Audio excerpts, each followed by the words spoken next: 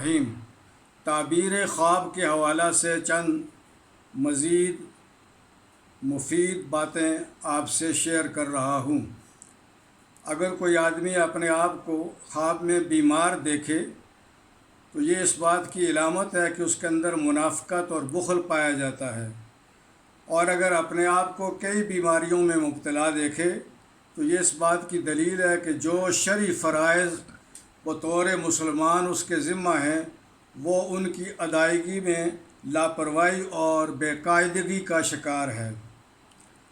اسی طریقے سے خواب میں اگر کوئی انسان گرمی کا موسم دیکھتا ہے تو یہ ایسے حکمران کی دلیل ہے جو رعایا کے حق میں ظالم ہے اور ان کے حقوق کا خیال نہیں کرتا۔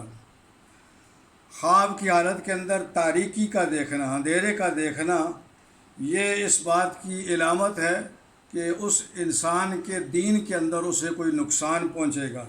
دینی حوالے سے نقصان کی علامت ہے تاریکی اور اندھیرا، اور اسی طریقے سے تاریکی اور اندھیرے کا دیکھنا یہ غم کی علامت بھی ہے کہ ہو سکتا ہے اسے کوئی آزمائش قدرت کی طرف سے پیش آنے والی ہے۔ آخری بات جو آج میں عرض کر رہا ہوں وہ ہے خواب میں اذان دینا یا تکبیر کہنا۔ تو یاد رکھیں، خواب میں اذان دینا یا تکبیر کہنا یہ دینی ترقی کی علامت ہے، اور وہ شخص دشمن کی شرارت سے محفوظ رہے گا، اور جتنی بھی کوئی اس کی منصوبے ہیں اور اس میں رکاوٹیں ہیں، اللہ پاک اس کے لیے ان رکاوٹوں کو دور فرما دے گا۔ اللہ تعالی ہمیں سمجھ نصیب فرمائے۔ واللہ عالم بالصواب برحمتک یا ارحم الراحمین۔